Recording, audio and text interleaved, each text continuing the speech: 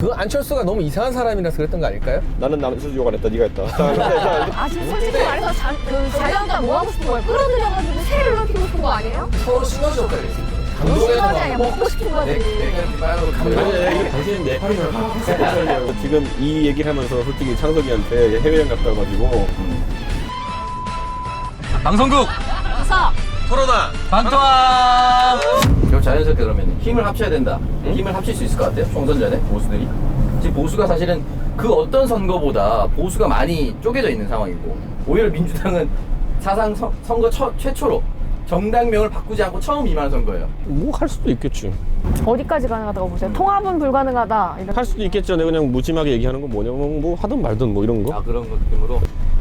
지금 우리가 걷고 있는 길은 20년, 30년 걸어가야 되는 길이야. 그런데 거기서 고난의 행군이에요. 나중에 우리가 5년 뒤에 똑같은 대화를 해보면은 무의미한 대화일지도 몰라 이건. 세보수당 내에서도 생각이 좀 다른 것 같긴 해요. 의원이 많지 않지만 내 느끼기에 지금 책임 대표인 하태경 의원은 되게 통합하고 싶어 하는 것 같고 또 내부의 일부는 또 좀 다른 것 같고 이런 게 정리가 좀 안 된 것 같긴 한데 통합을 못해서 만약에 하태경 의원입니까? 정보입니다.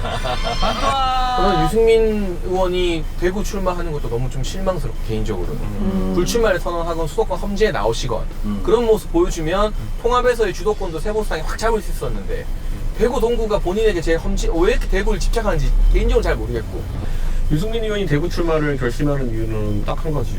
그냥 뭐 대구에서 무서워서 도망갔다고 하는 사람도 있을 것이고 그리고 뭐 보면은 뭐 결국 내가 봤을 때는 배신자 프레임을 다 강하게 걸 것이기 때문에. 나는 근데 만약 이낙연 총리가 종로 출마 기정사실을 하고 있고 황교안 대표가 종로 갈까 말까 종로는 안 가겠다. 안 되겠지. 근데 유승민 의원이 종로에서 신변받겠다. 그러면 진짜 노무현의 길이 나는 좀 보였었을 것 같은데 이 판돈이 얼마나 큰지를 한번 생각해 보면은 그 우리가 게임할 때 보면 이제 보면은 그 팀플레이 할 때 보면은 한 사람이 가가지고 이제 저쪽에 횃불 들고 뛰면 어그로를 끈다고 하잖아요. 보면은 그러면 전부 다 그 적이 그쪽으로 몰려가고 다른 사람들은 편하게 게임할 수 있는 그런 상황이거든요. 그 유승민 의원이 지금 대구 동구를 선언하면서 가장 먼저 나오는 어그로가 뭐냐면은 홍준표 대표 내가 대구 동구를 가서 유승민이랑 싸우겠다. 딱 듣는 순간 난 봤을 때 걸려들었군. 윤창중 씨도 거기 사무실 됐다 그러고 거의 무소속으로 나온다 하지 않았어? 우리공화당도 거기 뭐 윤창중 씨 지금 방송국 한다 그런 것 같은데 우리공화당도 가가지고 뭐 술만 후보가 있다 그러고 하는데 유승민 의원이 거기 나가게 되면은 한다 하는 보수 쪽에서 뭐 좀 그 강경보수적 성향 가진 사람들은 다 가서 붙을 거예요. 지금까지 유승민을 공격해오기 위해 수많은 얘기를 했지만은 그게 얼마나 비논리적이고 그 메시지가 사실 지역적인지가 이번 다 드러날 것이다 나는 이렇게 바꾸거든요. 과거에 한번 싸웠던 전장에서 이 강경보수랑 싸우는 게 옳은 전략인지 개인적으로는 잘 모르겠어요. 좀 아쉬운 측면이 있긴 한 것 같아요. 이번에 하태경 대표님께서 당대회 때 그런 얘기 하시더라고요. 지금 우리는 벤처기업 같은 거다. 좀 그걸 보고 진짜 오랜 시간 정치를 그 안에서 하시려고 하는구나라는 생각이 들었거든요. 약간 쪼개진 상태가 좋아서 이렇게 얘기하는 바로 거야. 청와대 생각이 쪼개진 상태로 청와대가 좋아서 이렇게 얘기하는 것 같은데. 아니 정말로 이제 민주당에서 그 안철수 대표가 국민의당 만들어서 나갔을 때 그때 이제 비문 세력 그 옆에 나갔을 때 똑같은 논리였거든요. 그건 안철수가 결국 나가가지고 그 민주당보다는 새누리당에 좋은 일을 해줄 것이다. 결과론적은 아니거든요. 보면은 안철수 대표도 그 전까지 이제 새정치민주연합을 하면서 민주 진보 세력 쪽에 자신의 파이가 있는 것처럼 보였지만은 나도 봤을 때 안철수 대표는 중도 성향의 사람들 그리고 정치에 좀 신문이나 정치 혐오가 있는 분들에게 굉장히 소구력이 있는 사람이거든 보니까. 그러니까 너도 사실은 다른 길이 있을지 몰라. 저요? 갑자기 나를?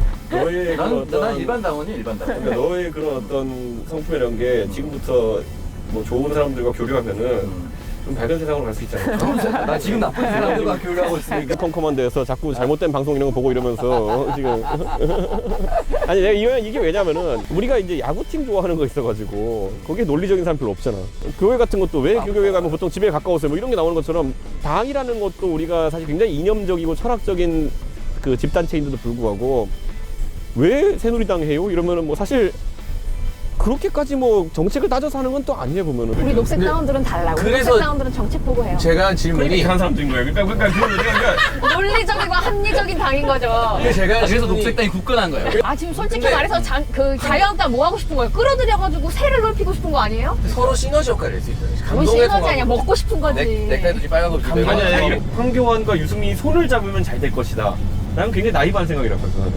자, 안철수와 유승민이 손을 잡으면 잘 될 것이다. 그게 나이브한 생각이래. 그 안철수가 너무 이상한 사람이라서 그랬던 거 아닐까요? 나는 안철수 욕 안 했다. 네가 했다. 자, 그다음에 중요한 것이 우리가 보수 정당도 트렌드가 바뀌어왔거든 보면은. 예를 들어 민정당에서 민주계로 넘어가는 시점이라든지 이런 걸 보면은 황교안과 유승민이 손을 잡고 해가지고 뭘 한다라는 것 자체가 나는 굉장히 그 환상 같은 얘기다. 그러니까 보수 안에서 연립성 집권체를 한다는 거는 그게 가장 하기 가까웠던 게 이명박 대통령, 박근혜 대통령이 각자 세력이 있어가지고 친이 친박 이렇게 할 때 정도가 그들이 사실 통과대리처럼 할 수 있었지. 결국에는 전두환 노태우에서 YS에서 이회창으로 한번 그 대권이 넘어갔던 것처럼 그런 정도의 격변이 일어나야지 보수가 한번 새로운 이미지 형성할 수 있는 것이지 적당히 손잡고 쎄쎄쎄 한다 그래가지고 지형이 넓어지진 않을 것이다. 난 황교안과 유승민과 원희룡과 안철수, 제가 아까 안철수 욕한 거 아니에요. 그런 의견도 있다더라. 같이 경선을 하면서 흥행이 되면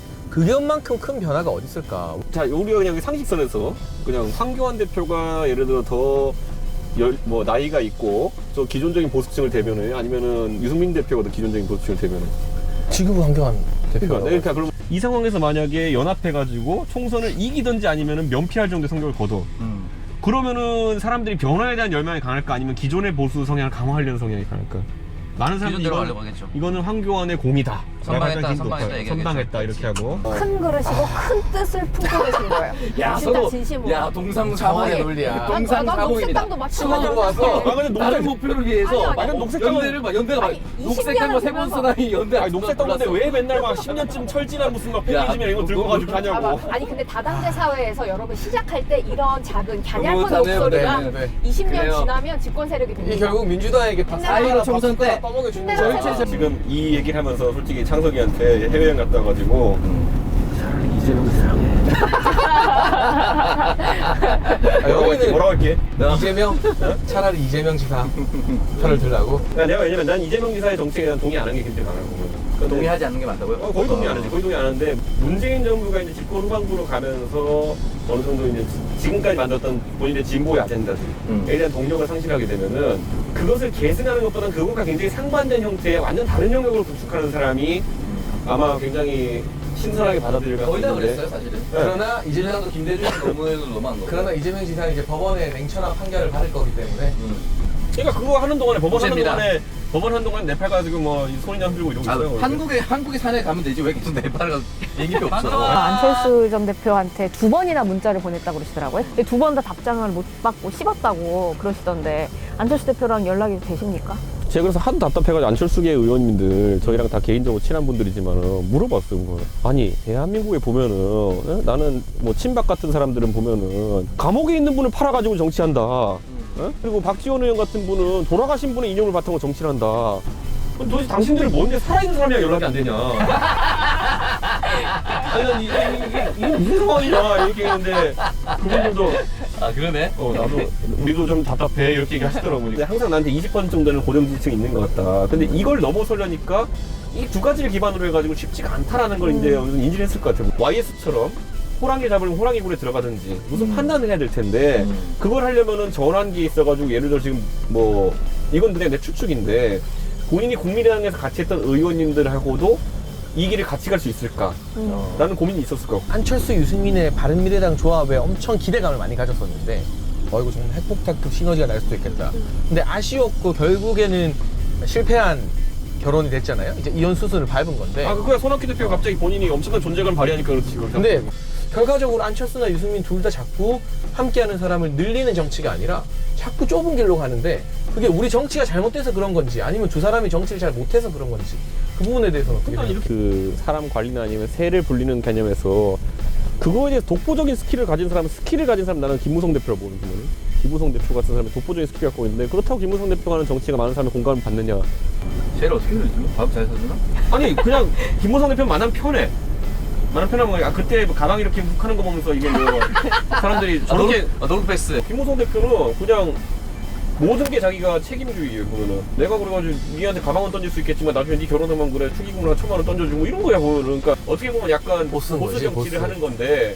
대중적으로 해서 그 정도는 이미지를 관리. 아니 그러니까 김무성 대표 옆에 있는 사람들이 의외로 김무성 대표한테 김무성 대표의 어떤 사람 다루는 방식이나 불만이 없어. 인품에 대한 불만을 가진 사람이 없어 보여. 끝까지 가. 그러니까 그런 게 되게 1,000만 원씩 주니까. 아니 당연히 그것도 당연하지. 아니, 그것도 뭐냐면은 그거 크지. 아니 그러니까 왜냐면 아까 안 챙겨주니까 아니 이렇게 표현할게. 김무성 대표와 돈이 더 많은 분들 정치인들 우리가 기억나는 분들 있지만은 그분들 중에 99%는 거의 다 정치권 욕먹는 게 뭐냐면은 돈을 안 쓴다로 욕을 먹어. 안철수 대표. 그 말은 뭐냐면 이제 돈을 이렇게 돈 다시 쓰기로 가져가. 이렇게 아니 그 예를 들어 나 하다 보면은 세상이 나를 뭐 나한테 좀 불합리하게 다가올 때는 내가 창당을 해줄 수 있어. 그럼 툭 한 내 돈 뭐 얼마 떠들어놓고 자 공주들이랑 같이 가자 이런 거는 또 필요한 덕목일 수 있어 보면. 그래서 유승민과 안철수 함께하는 사람이 계속 줄어드는 게 줄어들어도 국민 지지를 더 받기 때문에 문제가 없다고 생각하는 거지. 이제 외로움의 극단으로 가는 거의 대표적 케이스가 나는 한 30년 전에 25년 전에 노무현이었을 거라고 봐보면은 소신이 있었으니까. 똑같은 거니까 가는 선거마다 떨어지지. 그리고 떨어진 정도가 아니라 될 것 같지도 않은 선거에 뛰어들지. 진짜 친노라고 할 만한 노무현 대통령 동지라고 할 만한 분은 내가 봤을 때 문재인 대통령 정도밖에 없지. 내가 봤을 때는 역사적으로 길게 봤을 때. 그러니까 나머진 그 이후에 보니까 DJ식 우리가 호남 정체에 벗어나가지고 새로운 정체를 하는 거는 노무현의 길이 옳았다. 그걸 하고 모여든 건데 유승민이 노무현의 길을 갈 수 있다. 노무현의 길을 가고 있는 거다. 이미 가고 있지. 그러니까 이거 뭐 4월 15일 이후에 그 길을 걸었으면 좋겠네요. 당신은 네팔이나 갔을 때 살면 4월 15일 이후에 그 길을 걸었으면 좋겠습니다. 네팔 가. 한 번 더 큰 실패를 겪어야 큰 정신이 되는 거예요. 바보 유승민으로 출마하시는 거예요.